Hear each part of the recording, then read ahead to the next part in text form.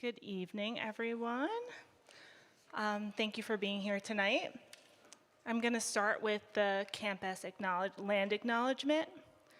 We, the community of Purchase College, respectfully acknowledge our responsibility to the original caretakers of this region, land, its water, and air, including the Siwanoy of Wappinger Federation. We acknowledge that we continue to benefit from the painful history of forced removal from this territory and honor the history and deep connection to the Indigenous people to whom the land belongs. Archival records also have revealed that African Americans were enslaved on this land, and their remains are believed to rest here. We, the community of Purchase College, acknowledge and honor them. We value their lives and their existence on our campus. Good evening, everyone, and welcome to our students, faculty, and staff, friends, board members, past and present, dedicated donors, volunteer museum educators, museum members, and all in attendance here and in our streaming audience. My name is Diana Puglisi. I'm the Curator of Education at the Neuberger Museum of Art, and it's my honor to introduce tonight's Yaseen Lecture on the Fine Arts, which brings acclaimed scholars and artists to the Neuberger Museum of Art, Purchase College, SUNY, to discuss their work as it relates to contemporary ideas and issues. This lecture series, which began in 1976, was endowed by the late Leonard C. Yaseen and his wife, Helen, founding members of the Friends of the Neuberger Museum of Art Board of Directors. The legacy of the Yaseen's gift continues today through the generous support of their son, Roger Yaseen, and his family, who are here with us this evening. Thank you to Ali Yaseen and Grant Yaseen. The annual Yaseen Lecture on the Fine Arts continues to be stewarded by the New York Community Trust. We are grateful to their steadfast stewardship over these many years and are pleased to welcome Laura Rossi, Vice President of the New York Community Trust Westchester. Thank you to Purchase College President Michael Stiper for joining us this evening. Tonight, we're thrilled to have Hockey Ivy Edgar Heap of Birds at the Neuberger Museum of Art, Purchase College, SUNY. Hockey Ivy Edgar Heap of Birds is an artist and an advocate for Indigenous communities worldwide. His work includes multidisciplinary forms of public art messages, large-scale drawings, Neuf Series acrylic paintings, prints, works in glass, and monumental porcelain enamel on steel outdoor sculptures.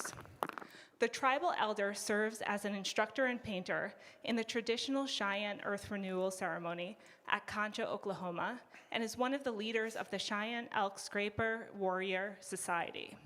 Heap of Birds' artistic creations were shown in the 2007 Venice Biennale. His work has been exhibited at some of the most renowned institutions in the world, including the Museum of Modern Art, New York, Orchard Gallery, Northern Ireland, the Cheyenne and Arapaho Nations Reservation in Oklahoma, Site Santa Fe Museum, Grand Palais in France, National Institution of Education in Singapore, and Documenta in Germany. His art holds a place in the collections of many museums, such as the Neuberger Museum of Art, the Whitney Museum of American Art, Walker Art Center, and the Smithsonian Institution of Washington, D.C. Most recently, his work was acquired for the collections of the Museum of Modern Art, the Met, Forge Project, TIA Collection, Anchorage Museum in Alaska, LACMA in Los Angeles, the Library of Congress in Washington, D.C., and the British Museum and Tate Modern in London. Sharing his expertise and talent with the next generation of artists, Heap of Birds has taught at Yale University, University of Cape Town, South Africa, and the University of Oklahoma. Now retired from teaching at the University of Oklahoma after 30 years of service, he is Professor Emeritus. Please join me in welcoming Hockey Ivy Edgar Heap of Birds.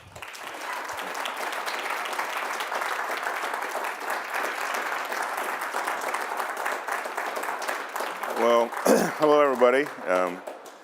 I'm going to have my talk tonight, and I've got my array of cold medicines up here, so hopefully I'll make it through in an hour. I got kind of this whole flu thing going on. I got my hot tea and everything.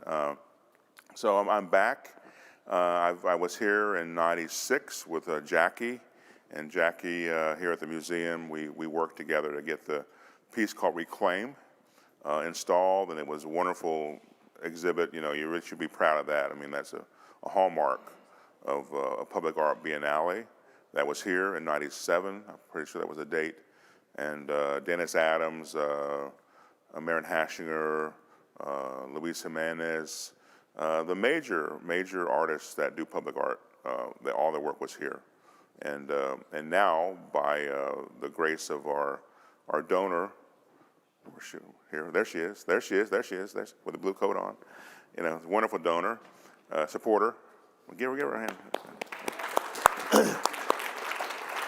Yeah, and so they've making an acquisition of the piece now, and hopefully it never will come back down. It'll be here, confusing people forever. You know, which I think is to be confounded is maybe the best thing. And there's some humor there, you know, too. So I like that, and so I'm here in support of that piece being back up, and I'm also on the heels of finishing about a 9-month retrospective show of 400 works of art at the Oklahoma Contemporary Arts Center in Oklahoma City. And we have a monumental book that just got published in Italy. And it's called Honor Song, and it's about the retrospective in my career. And we just finished the show, and we have the basketball courts I'll show you later in the talk. So we're actually trying to work toward touring that show around America. You know, so we're talking to Neuberger. So I hope we can come back here with a big effort. You know, too. The first slide we have is the horizon looking west of Oklahoma City. So that's where I live. You know, I live in Oklahoma City. I work there. I've been on the reservation for a decade. West of Oklahoma City, a place called Gary, Oklahoma, but outside of Gary, Arapaho land, my mother's, her family's territory, and my mother still has a home there, and my brothers and sisters. I'll be there probably on Saturday or Sunday. You know, I'm there every week, and so you know, have a real allegiance to that land, and so certainly one of the main issues or experiences you have is that horizon. And looking out to that flatness, and I show that because it is an honored view, but it also starts to dictate, you know, my design sensibility. And you deal with flatness with this medallion is made by a woman named Old Bear, and she lives in Clinton, Oklahoma. But so there's similarity between her design and that horizon, you know. So it's not a coincidence. So I want to start with that. And I'll get with the slide clicker here. And as always, I certainly always need to present this talk in honor and dedication to Indigenous women. And my grandma, Lightning Woman, Heap of Birds, Alice, Lightning Woman, pictured here with her daughter, Dorothy, my dad's sister. And of course they're gone now, but I always say that, you know, they carried us so far. All the Indigenous women, they carried us so far, when in a way no one else would, you know. And so I honor all those women across the planet. Lightning Woman, her family goes back to Oklahoma, obviously. Cheyenne Arapaho, she's Cheyenne. Her husband to be is that little boy on the far left, Guy Heap of Birds. He's got the headdress on, and then the matriarch in the center, Grace Big Bear. And I got to know, I'd say about maybe 4 of these individuals. So I'm really privileged that I was alive to know these people as way elders, way elders, and certainly, as was mentioned in the introduction, Black Wolf Heap of Birds has the pipe in his hand, and that means he's going to pray. If the pipe is put together with the bowl, the pipe, and the wooden stem, he's going to pray. He has to pray, and so he's a leader of the Elk Scraper Warrior Society, and through my diligence and service and leading in the ceremonial way for 35 years or so, I was allowed to, in a sense, assume his position in that teepee, looking to the southwest of that pole that comes down, and I'll be sitting there every solstice. And so I've kind of carried forth his responsibility. Another mentor for me is Black Bear Bosun, and he is a Kiowa Comanche native artist. And so he was in Wichita, Kansas. So I grew up in Wichita, Kansas, and I'll talk about a project we did with the Getty, which we created a new portfolio of etchings for the show in Oklahoma City. And it's dedicated to the aircraft workers that came to build that kind of equipment in Wichita, Kansas, from Oklahoma, from Indian Territory. So Black Bear was very important to me. His major painting contribution at the Philbrook Art Center in Tulsa is called Prairie Fire. And so in terms of a ideological premise, he really supports the idea of the fire, the people, and the animals being on the same plane, that they have the same validity. So the fire is not just a scary thing in nature. You are nature. And I really have a lot to owe to this painting here. In my research, I do a lot of research, and I did look back at my life when I was a young artist, probably like in 1979 or 78.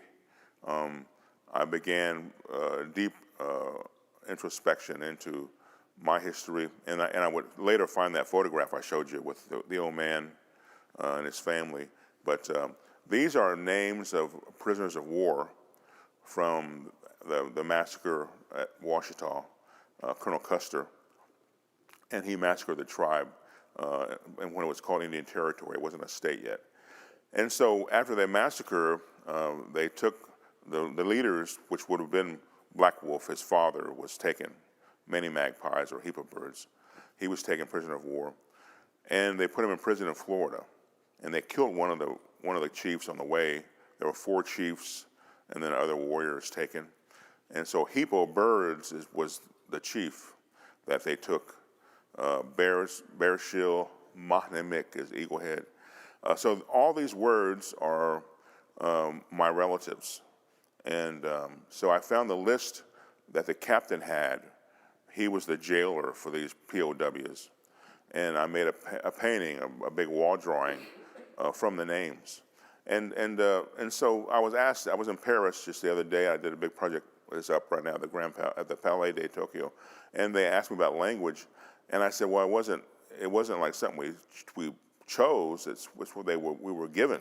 Like, they're Cheyenne speakers, Cheyenne people, then they gave you all this weird language, English stuff. And so you got to take it and you got to use it and turn it around like a knife.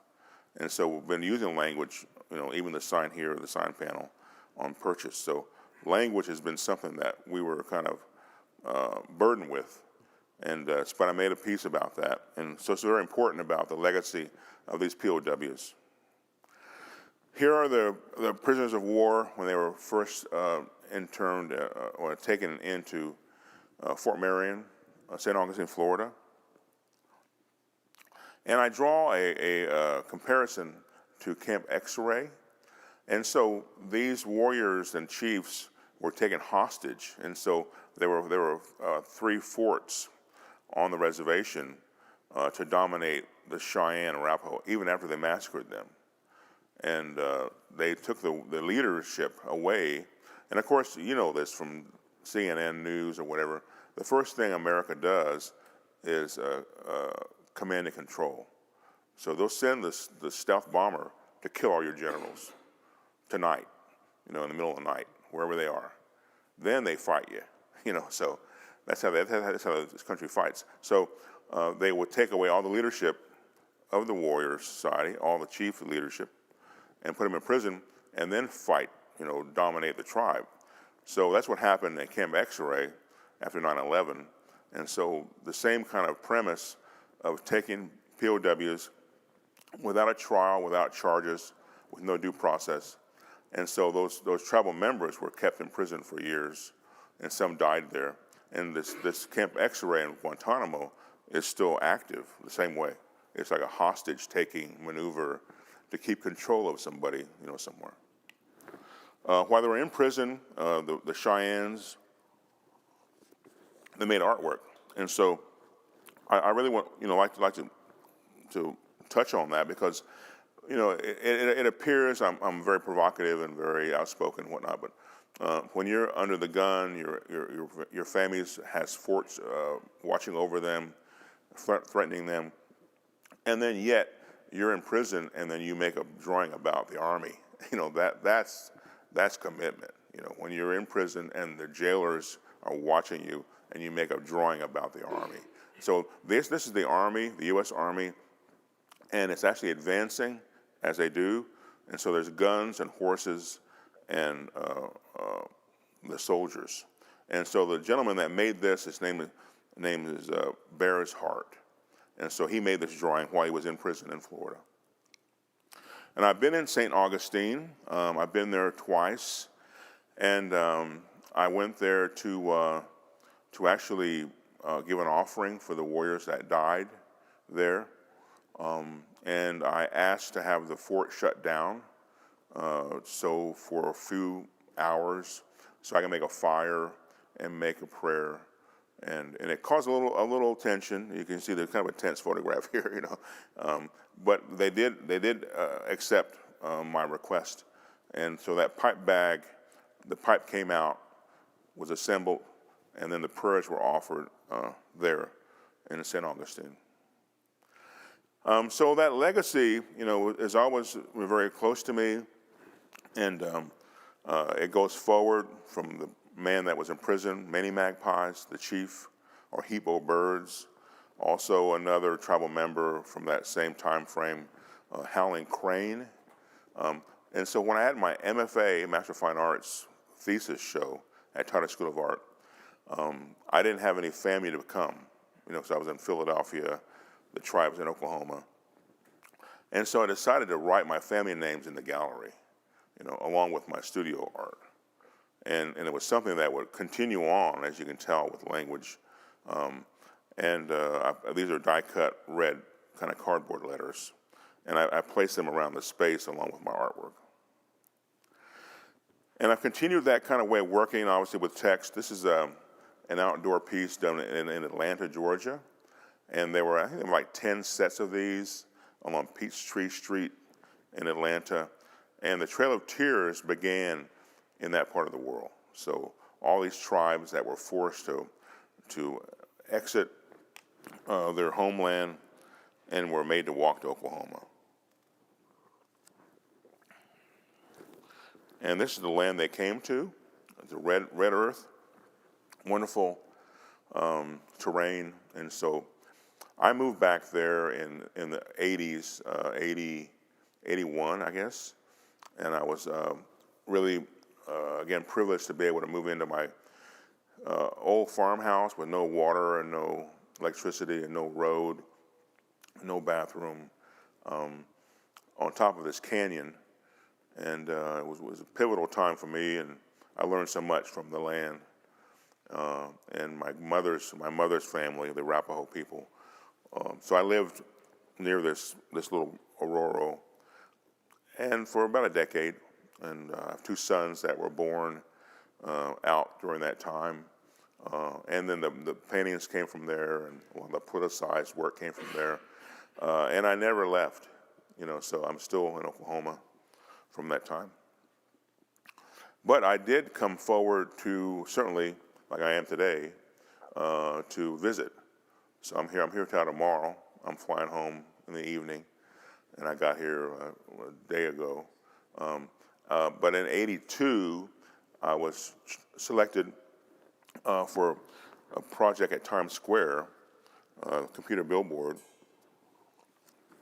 And I was with a very, very important group of artists in '82. Excuse me. This was the only computer billboard in Times Square. You can believe that. There were no electronic billboards in Times Square. Now it's like daytime. You walk down, it's like daytime. So they wanted to kind of they weren't like benevolent, really. The people that owned this company, they wanted to see what artists could do with it. They wanted to kind of kick the tires. So they had a public art fund thing, and they gave it to us. And each artist had a month, to make a message, and then it ran every 2 weeks, for 2 weeks, every 20 minutes, So the list is like monumental, David Hammonds, Jenny Holzer, Billy Sullivan, Keith Haring, Barbara Kruger, all these artists. And we were young, and I don't know if anybody was, and Hans Hock was probably the most elder artist, and we were just, just dudes or whatever, women, and we made the work right behind this wall. It was right there. So anyway, so for my piece, I made little cards, and then I went to New York City and put them up on the billboard. So there were I think like 9 cells of language, and I don't have all here to show you. There's a video you can see online too. Just put in message to the public. you can see that online. All of our messages, but Chista said Vihal, spider. Chista said Vihal, white man. But it goes forward before that to say Chista wrapped up, Chista fenced in. So the Chista name is the Cheyenne people, and then Vihal is a spider. So it just told everybody in New York what Cheyenne called them. So that's something that I've continued to do. Certainly, I did it in Paris. I did a whole piece in Australia and France. But you want to make work in the context of where you are. So I don't really report on myself that much. I report more on where I'm going. And another piece, this is in '88, and it was, again, Public Art Fund. And there I do what I have continued to do, but I want to acknowledge that I'm not from here. If I'm often selected as a native artist to come forward and present work, but I'm only from Oklahoma. I'm only Cheyenne Arapaho. I'm only from, if you go west of Oklahoma City, you'll find me, that's where I am. So I'm not all the tribes in Oklahoma either. And so I did that here in City Hall Park and made that message. And it's really something that goes forward, again, to turn New York around backwards, to see their past differently, and then today your host is Mohawk. And the cool thing about this is, I think a Mohawk stole this sign, because we didn't have any money for cement, and I dug all the holes myself. And so one time I came and it was gone, but I made duplicates so we could replace it. So I hope when Mohawk took it back to Brooklyn, But on the downside, I made 12 of these honoring tribes, and Mayor Koch's office censored 6. So that's too many tribes for New York City. Too many tribes around my office. I can't have that many, And I've gone back to make them back in galleries, but we didn't have that in '88. We didn't have this land acknowledgement from the podium. That wasn't cool back then. You didn't have that. So I've done that kind of interaction or intervention. This is Salt Lake City, and these cool students, some of them Navajo, some of them called Utes, but they're really correcting a lot of the terminology so that the real name for the Ute people is Nuchi. And they just told me that, and I put it up that way. So that's what I do when I go somewhere. I listen to what they tell me, and I do what they tell me. We don't argue. We don't have a discussion about it. If the elders or people on the ground tell you something, you just do what they say, and that's how I make the public art. They're great people. This is the three council fires. This is outside of the Chicago Art Institute, and they collected those pieces. I worked with some students there recently, and I think it's a really good one here. This is like also kind of humorous, but I have some buddies down in St. Croix, and I work down there, and I go to the Caribbean a lot, and so they trot this out whenever the cruise ship comes up, and they get a new education, So they're not looking for Taino, they're looking for Bob Marley. they don't think about Taino. See, so I'm there to kind of remind them that there's a whole nother culture, along with the Middle Passage too. And when I was there, I've been in St. Croix and St. Thomas. I go to St. Thomas, I guess, fairly often. But I was asked to come on African Freedom Day to the state legislature of the Virgin Islands, and it was really wonderful to meet all these officials.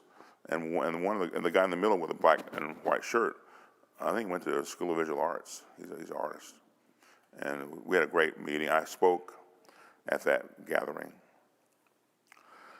This is Alaska. This is up in Anchorage, Alaska, Athabascan. I did a installation. I think there are like 30 nations. There were corporations in tribal corporations in Alaska, and then they acquired this. So it's the museum's piece.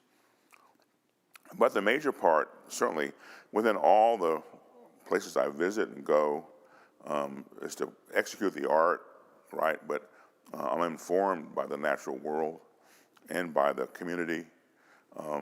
This is the glacier coming out of one of the fjords, one of the bays. I took a trip with this boat up this icy river, kind of lake. But the most amazing part of that was that they actually brought that ice on board of the boat.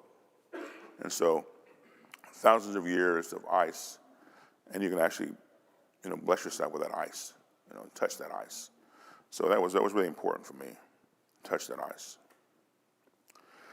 A newer show at the National Gallery in Washington, D.C., and they had a lot of problems with this. It was a show about land, native land, but they didn't want to have anything about the land the building was on, Not that land. No, with that land somewhere else, that mythical land. No, what about your land, And so they said, you can't have that. And then I moved away from the show. Then please come back. And then they put it up. And then everyone had their selfies taken by it, and it became all the topics of all the panel discussions. But I was Piscataway. I was there, with the tribe and wanted to honor the tribe, where the mall is built on. And there we are. There we are. So 97, Reclaimed is the name of the piece. And I was just telling someone earlier, my little joke is it's a real thing, but Dennis Adams has a piece up, they just told me, and he's a pretty important artist. He's in New York. I think he was at Cooper Union, but he was in the show in 97, and we had a reception here at the Neuberger, and he said, Edgar, it was so cool, I got lost when I came to campus. He said, I thought it was on Interstate Highway. I thought it was on I-95 or something, So it was really neat that he kind of got into the work that way. And the thought of just, if it was purchased, stolen, can it be reclaimed? If you can prove that. So now it's back up, which I'm really happy. So I also work in Africa, South Africa. I was in Zimbabwe a lot. So, and I have a lot of, colleagues on the East Coast, Rhode Island, that area of the world. And so I went to Zimbabwe. I went to Great Zimbabwe, which is actually the largest, human creation south of the Sahara. And I did research. I looked at rock art in Bulawayo and Matapos Hills. Really wonderful place to go. You got to go and see the ancient drawings. And found this eagle. It's called a battler eagle. But if you look at the Air Zimbabwe, it's on the tail of the jet. It was really cool. And when you get on that jet and fly, they don't speak English. They speak Shona. There's no English. You go to South Africa, they speak English. But Zimbabwe is an independent country. It's not a British colony or whatever. So that eagle, and then the Cheyenne eagle is on the right. On the left is the Shona eagle, or Zimbabwean eagle. But frankly, I have to talk about racism, and that there is racism in all the cultures, and there's a lot of friction between Native Americans and African Americans. You know, if you go to reservations and part of the tribe is black, you know, part of the tribe is white and part of it's native, the white part didn't cause much trouble. But being black and being native, that causes trouble. And so I thought if these eagles could get along, it would be much better. And so we did a project called Eagles Speak. And I brought an artist from Cape Town, the townships, to Narragansett Reservation to meet what we call Black Indians. And then they got along, liked each other, did collaborative works together. There's a picture of us together. And one absent from the photograph is Cynthia Ross Meeks, who is Wampanoag from Rhode Island. And Tall Oak is in the center. He's Narragansett. And Thimegosegoniwe on the right, really great artist. So we made a project together in the museum. We worked with children, high school students on the Narragansett Reservation. We made a big show and took it back to South Africa. I did that personally. I mean, I paid for all that to go back, and we showed it in South Africa and then brought it back home to America. So I continue to work with youth. This is relatively new. The photograph previously was in 2000, roughly that era of time. These are Cheyenne Arapaho youth, and they're all high school students. They're in a kind of a Job Corps program, and I was asked to come and work with them. We did some teepee projects and other projects, painting projects together. Really, you know, a highlight of what I do is work with the youth, and I got to know some of them, you know, more closely too. And the highlight, the one that really sticks in my mind is working with the elders. And we have a really active elder program on the reservation. We have gaming. We got like 4 or 5 casinos, so the money off the top goes to elders. And so they have a lot of great things. They're going to have a big event on the 14th. I'll be back home. I'm one of the elders, so I'll go hang out with all the other elders. And so this was a 250 people attended this gathering, and we made medicine wheel paintings. A place called Watonga. I was also asked to go work with youth in Vermilion, South Dakota. And we did interventions with these funny little like voting signs you put in the ground with a little wire. And I do a lot of like, you know, quick interventions. And so I had all the students make their own message. And then I had a company manufacture them in like 2 days. And then we went and stuck them in the ground, made a circle on campus at the University of South Dakota. A larger circle is in Denver. If you go to Denver, I have a major sculpture in front of the Denver Art Museum. And that's my daughter, Desba, Lightning Woman, Heap of Birds, named after my grandma. And that's when she was a little kid. She's not a little kid anymore. But I'm showing her those magpie birds on that tree. That's porcelain and steel. It's called wheel. And it's very complex. I can't talk about it too much, but you can do research about that if you want to. But it's there permanently in front of the Denver Art Museum. And 50-foot circle, 12 feet tall, steel and porcelain. And it's a medicine wheel. So every tree is placed on a vector that goes out to the stars, a particular star system. My sister Charlene took one of the elder trips to Denver from Oklahoma, and she sent that photograph to me. She went and saw the sculpture in Denver, which I'm very proud. She took time to go see that sculpture. And back to the red earth. So again, it's not like an exit from the land. It's always being with the land. And I live in a place where there's water, birds, and a fox now and then. So I really feel more comfortable with the land, certainly. Now, if you look at this tree, this is the juniper tree, and sometimes called a cedar tree. But if you turn that tree on its side, if you can imagine it on its side, and me being in those trees, 500 acres, hunting every day, hiking every day with my dogs back in the 80s, it brought forth a new idiom visually for me. And these paintings called the Neuf Series. Neuf is to do something 4 times in an action.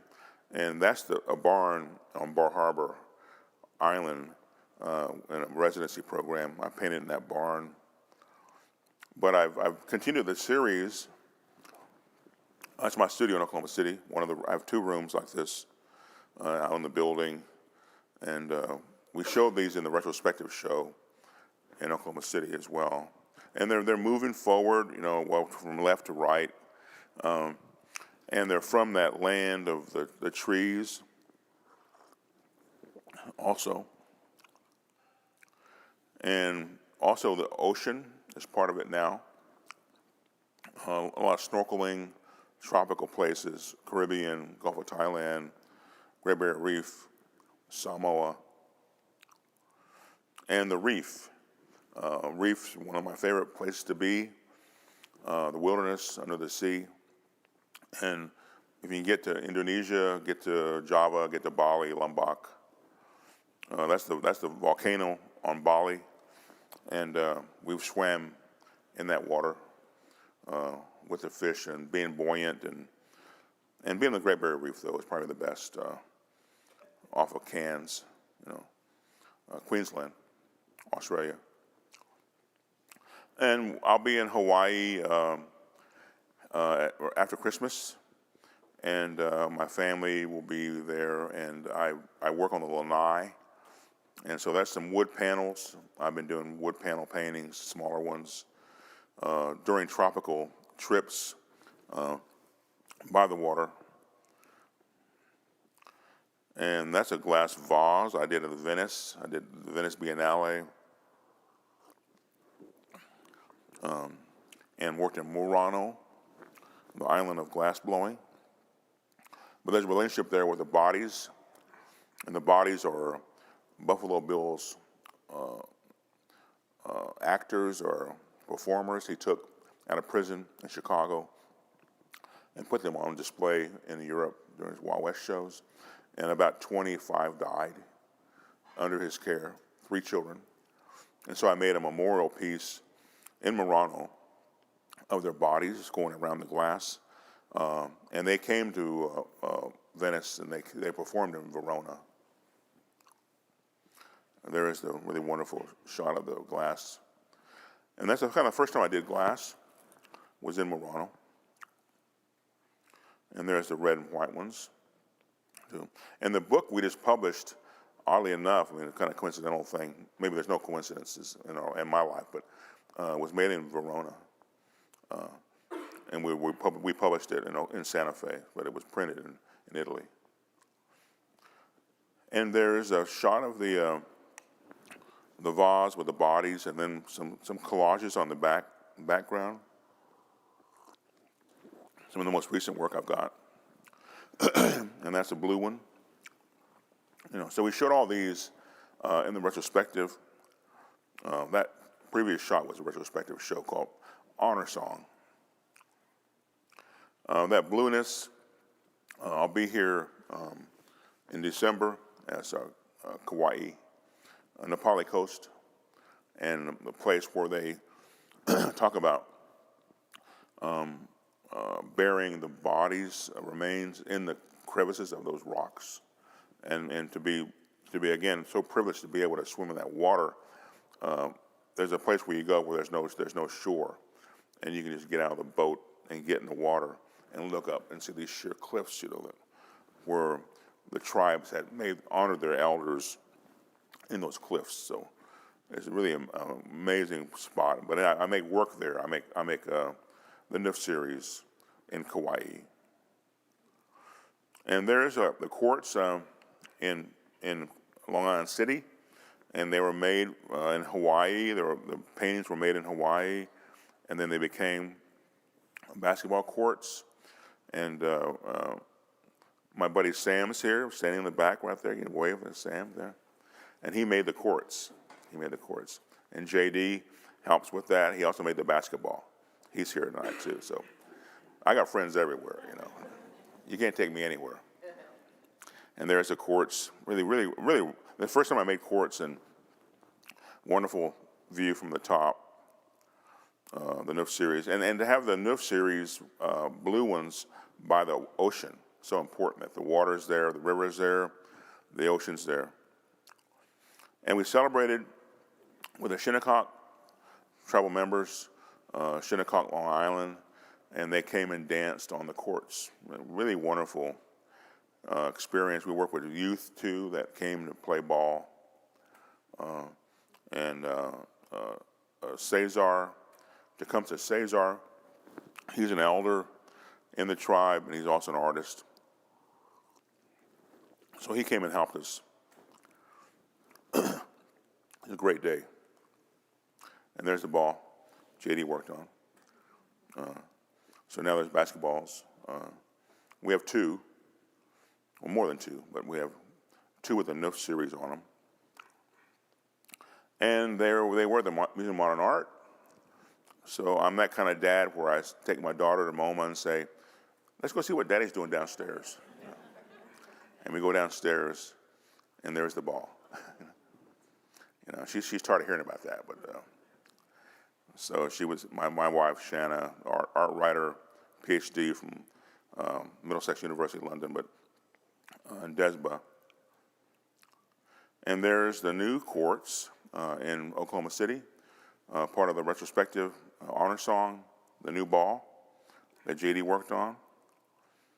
And there's the courts. And I'm really proud of these courts and to be on the actual, and that big youth tournament a few weeks ago, and on the courts there. We did 2 half courts in Oklahoma City, and Sam painted all these. His team painted these courts.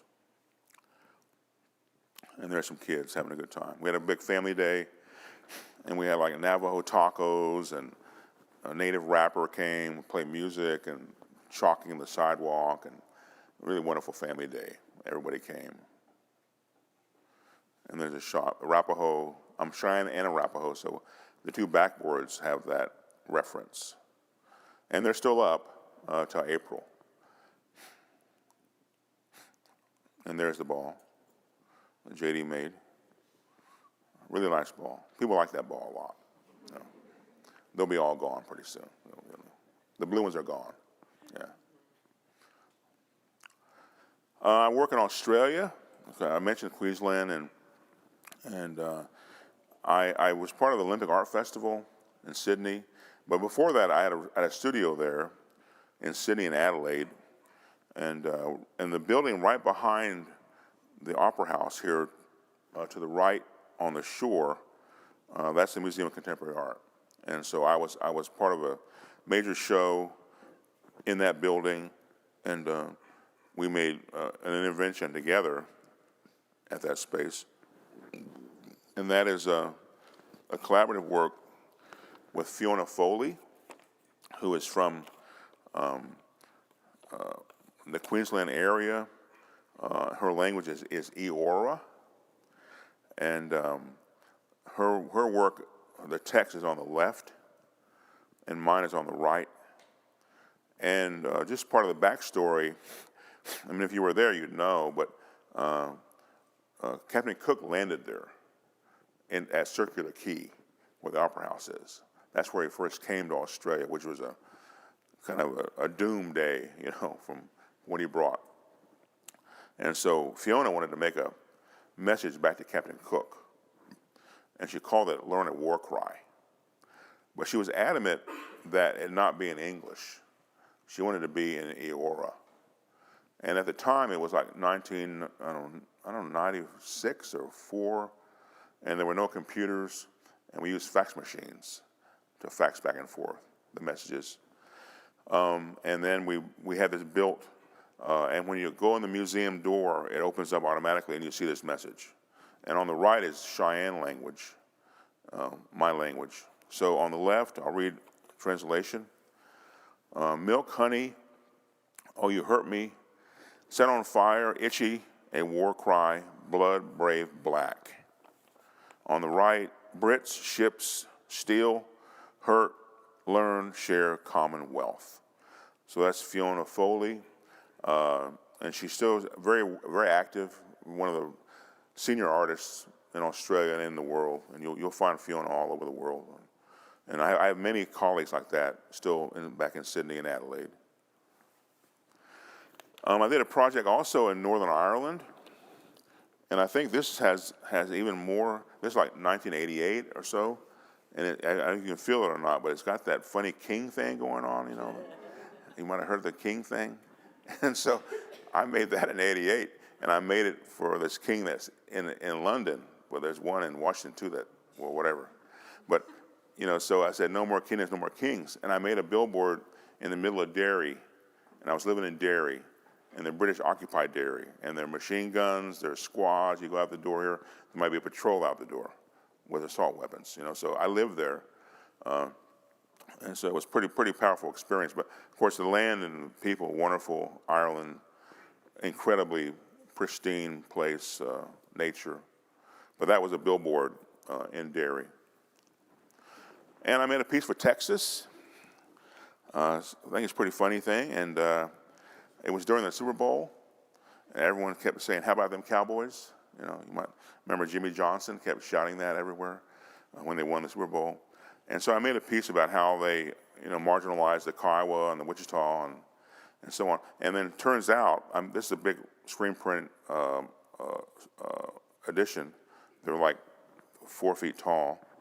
The Museum of Modern Art, Fort Worth, bought this. And they've been showing it for years. So you go to Fort Worth, you might see this in the wall. You know. I'm proud of that. Cleveland, there's Cleveland. And you keep fighting, you know, and are just challenging. And you never know what, and I didn't know this particularly, but I mean, you don't know what the outcome could be. You know, and there's no more name. And then things changed as far as the logos, the team in Washington's Capital football. And so I made this in '96. It was part of the show I did with Aboriginal artists that toured America. And so all this stuff changed, and it got censored. We've battled back from the censorship. We got more money. We made more billboards. Great. They said I was insulting their copyright if I made that face. My mentor, Michael McCabe, really a great artist, printmaker, master printer, a Navajo man in Santa Fe. He passed a couple years ago. He taught me monoprinting, but a particular kind of monoprinting called viscosity printing. And you do it on a plate. You write with a clear liquid backwards, and then it gets inked up, and we do certain kind of treatments to the plate. I've been doing that for maybe 15 years, and it's pretty magical. It's very difficult, you know, to write backwards on clear liquid on glass, but you can manage it, and I've done a lot of those. This is a show I had in Korea, in Busan, and there's a couple big walls of prints.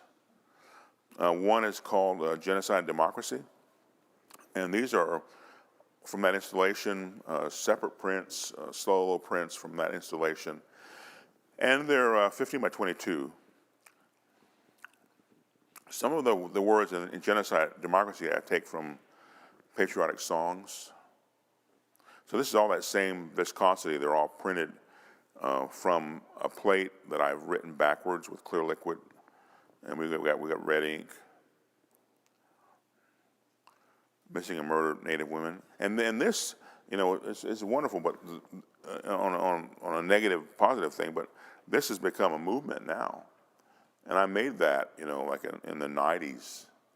Now on reservations and you get T-shirts, and they have rallies, and they're actually, you know, challenging the fact that there's missing Native women, you to fix that. And that's the Statue of Liberty, which is what I made in Paris 2 weeks ago. I'll show you that in a minute. The breakthrough moment for me in terms of, I guess, the career was to do a show in Santa Fe, and it was Site Santa Fe, the museum there, and then MoMA was there, PS1 was there. Then they brought the show, my part of it, to New York City, PS1, and that was the name of the show, Surviving Active Shooter Custer. And then Aggie Gund, who just passed, champion for so much, and she advocated collecting that piece. So 48 prints went into the MoMA collection, and then it got shown. There's the piece. And that was in Santa Fe. And often the work doesn't get shown. You get collected by major institutions and they put it in the vault. But it was up for a whole summer. We came back to New York to see it up. So on the left are the primary prints, 24 primary prints. On the right are the ghost prints. So the ghost print is the second pull from the first plate, without inking it up again. And so it gives it kind of a faint, sometimes kind of messed up look, feel about it.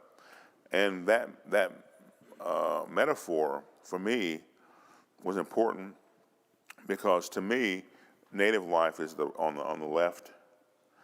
On the right is what they think we are. Faint, not really have much currency, misunderstood and so on. And so I always ghost my prints. So there's a detail of the primary prints. These are full sheets of paper, 22 by 30.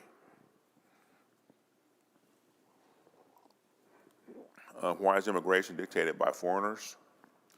And some of this, I do riff on Trump's craziness, and so that was during his first term, and the whole thing that happened on the border and the stuff with the kids in the cages and all that. So I made a piece about immigration, and on the left, those are all the primary prints. On the right are the ghost prints, and we do kind of trick it up a bit where we change the paper selection on the ghosts to get more variance, And in some cases, the ghosts are getting, to me, more beautiful than the primary. This is Columbus Day, and that was at Art on Paper. It was a big art fair in New York City with drawing and printmaking. And these are all about 30 feet across, so they're big installations. And so I've got solo prints out of this. And I went to the Dominican Republic, and as a tourist, but I couldn't just sit still. I had to go to Santo Domingo and go see Columbus's house, and it's a shocking thing to do. If you can do that if you can. And the slave iron and all the stuff you can feel, it's just a horrible thing. And then you're in a tourist plantation if you're at the resort. So you got to own up to you're complicit with what that is. If you're in the DR, you're not in Haiti. So I made a piece when I got back. It's called Columbus Day. And Michael's holding up the prints, Michael McCabe. These are all viscosity prints, again with the backward glass and writing backwards on glass. And I had to step up and say, again, if there's any artists in here, I don't know any young artists in the group, but again, you can't discount what can happen in your practice, or any artist. You work hard and you hope for the best luck you can find, but I would never bet that I would have the cover of Art in America and I would turn America backwards. On every issue, went out backwards. So we turned America around. And the editor asked me if I would to do that, I mean, to make this piece. And I made the print in Santa Fe, Do Not Dance for Pay, for the cover of Art in America. And the message is for all the Native artists, particularly younger ones, to quit dancing for pay. Because where has it gotten us? Nowhere. We've been doing it for like 50, 60, 70 years. No, there's very little motivated political art, you know, aggressive art.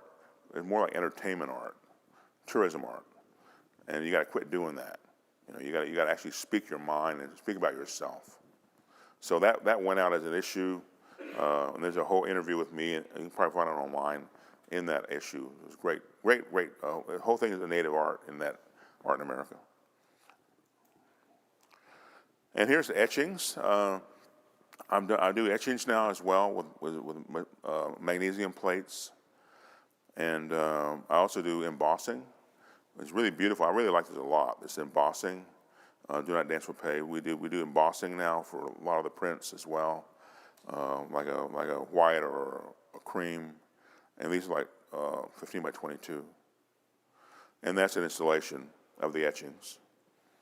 I printed that in LA and in Santa Monica, and there were three etching plates that did that. And I like how the variance is, the kind of how faint it is, and then there's even an embossing in that paper too, even though it's not the white. And another etching installation, Tribal Lives Matter. I made this in Santa Fe, and there are, I think, 3 or 4 etching plates in this series. It's about a 25-foot wall. They're 15 by 22. And I work with some textures and different kind of material on the paper, and I splattered paint on the print. And these are, you know, monoprints. There's no addition. There's just one of each. Museum of Broken Treaties in Pittsburgh. It's like last year, and it's pretty funny. It's very, very amazing. It's a fake museum. There's nothing inside the window, you know. And they give you the opportunity to make the piece, and it's called the National Museum of, and they ask you to finish the sentence. So I said Broken Treaties, and I did it within 10 minutes. I mean, they emailed me. I thought about it. I emailed it back. They're wonderful, you know, and they made it. You know, and everyone called me and said, Edgar, there's something in downtown, but there's nothing inside, you know. So it's pretty funny. I've been active also with a little bit of the wealth. There's a little bit of wealth happening, and so I've given endowments. I went to grad school at Tyler School of Art, Temple University, and so I made it a gift. So now there's the gallery named after my family, and it's a residency for a Native artist every year. And we just had 2 people from Pittsburgh join me in supporting that gallery. And so if anyone's interested, I mean, we're doing more with that initiative to have artists come and live and work in Philadelphia at the Tyler School of Art and have a solo show in the gallery. You know, so we're doing that right now, and I've given a gift, and we're kind of enhancing that. And here are some of the community members that came to celebrate 2 years ago. And Norman Akers, an Osage artist, just finished the residency program. I did a similar thing at University of Kansas also to do Native exhibits every year where I went to undergraduate school. Here are the prints I did with plants in Santa Fe about medicine plants. We actually use the leaves, and there's the print piece. And one of my favorites is this set, Spirit Plants Lead Medicine Ways. And that is the wall. And it's one of the cases where I felt like the ghost did even more than the primary. And you can feel the leaves in the paper. I'm working now about every 3 months or so on new collages. These are 12 by 16, and they're all torn paper. So I paint the background color, and then I do a torn paper collage on top of it. And I do these when I'm traveling with my family. And I think there's about maybe 16 of these now from different trips. And it got me into kind of a different kind of space as far as not dictating the shapes so directly. I tear the paper, and that's how we make the shapes. I don't paint them anymore in the collage works. Miss Indian, Oklahoma was at my show in Oklahoma City. I'm just proud of her being present there with a Neuf painting. And there's the retrospective part of it called Honor Song. Powwow Chair. That was my graduate thesis project in 1976, and I brought it back. Round Dance Nations, 40 native tribes in a circle. And we had drumming out there too. That's part of the show as well. And then this is the Palais de Tokyo in Paris. And the work is called Sales Magicians. And so we don't have the professional photographs yet, but 2 messages about how they sold a third of America. The French did, Louisiana Purchase Treaty. It didn't ask about the tribes. Then also the issue of the Statue of Liberty. And there's no liberty, just the empire. And so these are 20-foot tall in the Palais de Tokyo. It'll be up till February in Paris. And I was just there last week to open the show. I also traveled to Istanbul. This is Sophia, Hagia Sophia. So I'm moving toward a project in the Middle East. And I spent a few days in Istanbul, and just an amazing cultural little crossroads, the Bosphorus there. Again, my mentor before, Black Bear Boson, the Kiowa Comanche artist, Wichita, Kansas. And the project we had for the Getty was a series of prints in a portfolio about the tribes that came to Wichita from Oklahoma to work in the aircraft factories. So these are 15 by 20 inch edition kind of monoprints from etching plates. This is 2 Hatchet, Buffalo Head, and Sweetwater. Those were 3 individuals that were there when I was a kid. I knew those families.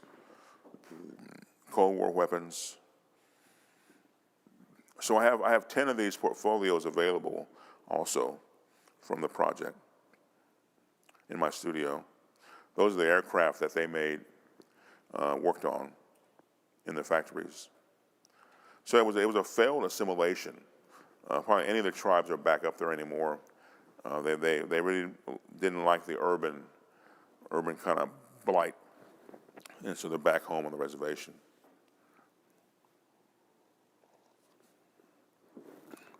The newest monoprint piece is called Buffalo Stampede over Brass Army Horn, and it's a multicolored etching, not etching, but monoprint installation. And there's the ghost on the right and the primary on the left. Done in Santa Fe in July. And I like using the different colors as well. I was experimenting with that. And for me, it's important to have this kind of moniker for our existence, that natives survive in spite of the empire. We survive with the medicine plants, the sage, the ceremony, and always with our family. And I want to conclude with a short video, about 3 minutes, and then we have a reception, I guess, to present as well.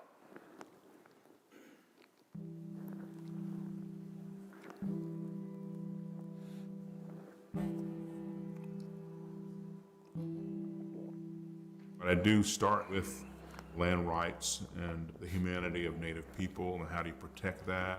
And so it's not a theme. If you don't go out there and live with the community, well then someday you won't have anything to paint about.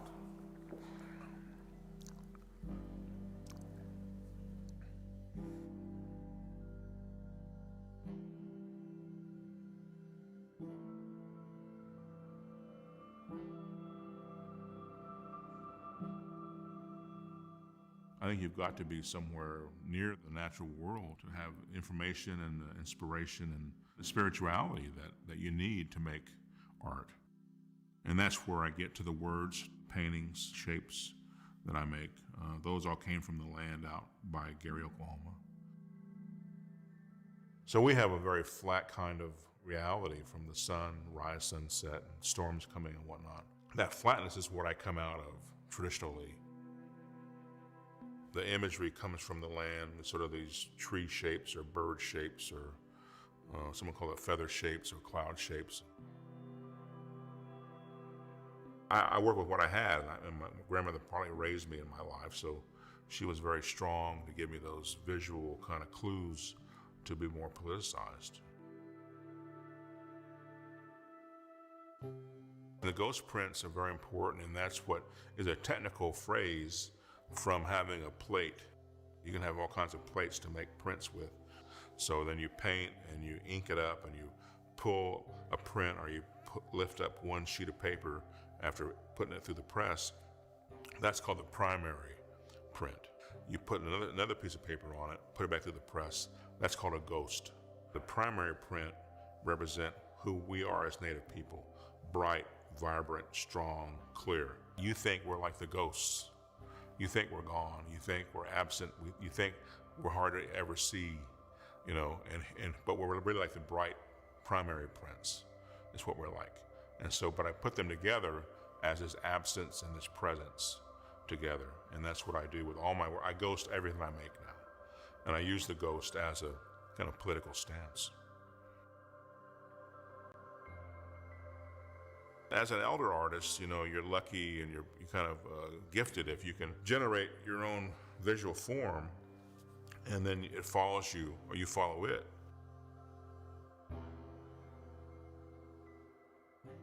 For me, it's all about the contrast, and it's almost like a kind of a human kind of metaphor. And we're different people, and we contrast each other, but we're sitting in this room together. And so that's how my shapes metaphorically live. There is repetition, there is like a repeated imagery or a cadence. I think some of that I gravitated toward is that rhythm that in the dance or in the drum, that I'm really has been part of my life always, is that drum beat, the heartbeat.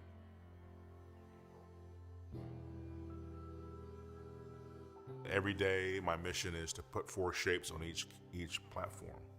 So I sort of keep the cadence of, I guess you'd call it a sacred number, but it's just a method of working that ties back into where you are on the planet, the extreme sun rise, sunset, the solstice markers. It's about a person's expression. I'm not really like a slave to the market, as I said, or the media, to be used like a tool, to talk about, land rights only. You have to put the work out there to have a full description of yourself and be a human being, be a personality, have sensuality, have, sorrow, happiness. It's the range of emotions and sentiments. And whereas in the past, natives haven't been allowed to do that. And I'm still waiting for that.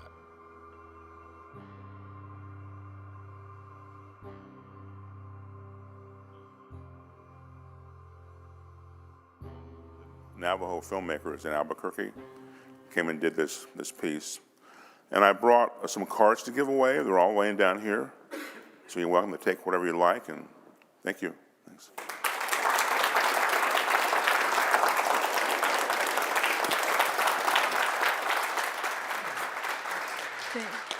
Thank you, everyone. We have a reception in the lobby area. Please join us there. Thanks. Thanks for coming tonight.